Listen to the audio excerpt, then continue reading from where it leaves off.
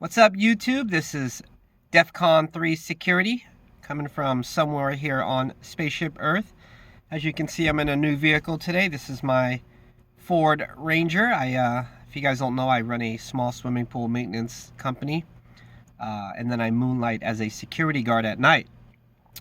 The idea is to be a security guard long enough to get my PPO license and to start my own business in that executive protection field. So today's question comes from Melvin Fife of Pleasanton, California, and he asked, at what extent do you stop being loyal to your company? So I think what he was basically trying to ask was, how loyal should you be to your company? And let me tell you guys, there's been times in my life where I'm working for somebody and I skip out on family functions because I'm worried about what my job will think. I skip out on birthdays. You know, they say, oh, you got to work on your birthday, man. I've worked for companies that had me work on Thanksgiving, on Christmas Day, and it sucks. And the reason why I do it is because I feel like if I do it, they will like me more. And if they like me more, it opens up better opportunity for me. The reality of it is, with all those companies, if I can go back in time, I would have simply said, no, I'm not working on my birthday. No, I'm not working on Thanksgiving. I think the only person you should be loyal to is yourself. Unless you're at a family-owned business and you're part of that family, I really wouldn't sacrifice much more than punch in at 9, punch out at 5 p.m., and that's it. Turn off your phone. Don't take calls from them after 5 o'clock. Now, that's easier said than done. I'm guilty of, extending myself to companies. But as I'm starting to meet more people on this channel, make videos, listen to my self-talk, I'm starting to realize that my worth goes beyond how much I make, how far I have to drive to go to work. But it also extends to how much of my life memories do I want to sacrifice in order to appease these people that pay me this wage, a minimal wage, if I may add. Yes, I make a decent amount, but I guarantee you my boss makes twice as much. So, I would suggest for anybody out there, if you don't see yourself being at that company more than a few years, give them the bare minimum. Give them enough to keep you employed, but don't overextend yourself. Again, it's an easier said than done scenario, but I would just encourage you to start moving in that direction, or maybe take little strides in that direction. You don't have to just simply tell your boss, hey, that's it, I'm not working today, right? Because you might be out of a job. But occasionally say no. And when you do say no, they're less likely to bother you about doing that extra, whatever it may be.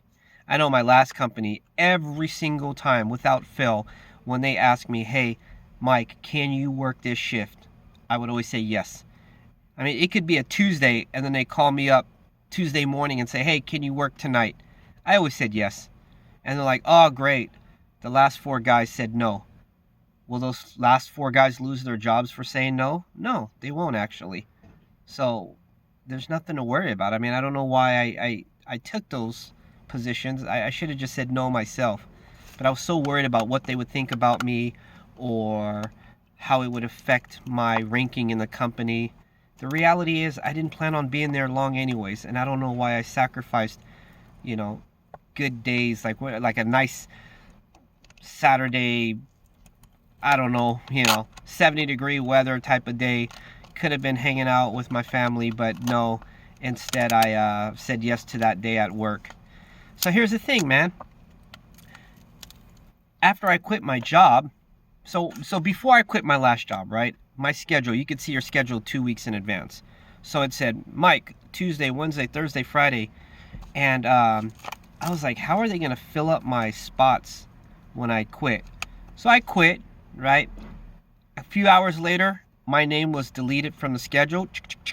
And next thing you know, 3 other guards filled it up that quick. So that shows you how valuable we are in a company. I guarantee you, if you were to get hit by a lightning bolt today, they would fill in your spots pretty much instantly. Same thing goes for asking for time off. I know people that work in different industries and they say, yeah, I've accrued 3 weeks of vacation time, but they tell me that I can't take time off because it's too busy. Well, let me ask you, if something were to happen to you, right, you got hit by a lightning bolt, do you think they would find somebody to replace that shift? Absolutely. So there's no loyalty to you, so why should you give loyalty back? Now, if you work for a really decent company and they're treating you good, yeah, you can extend them a little bit, but don't give them everything. Just give them little bits and pieces. It's just not worth it. All right, guys. So, again, thank you, Melvin Fife, for that question. I hope that answered it clearly. I think that's what you were getting at. Other than that, guys, I just want to make a short video just to kind of keep it rolling, keep the thought process going. I'm waiting for a customer to show up at this house, so I thought I would utilize this time wisely. Instead of just sitting here doing nothing, I would make a video and just kind of rant about my thoughts. All right, guys, you know the routine. Know your value, know your worth, and above all, please be safe.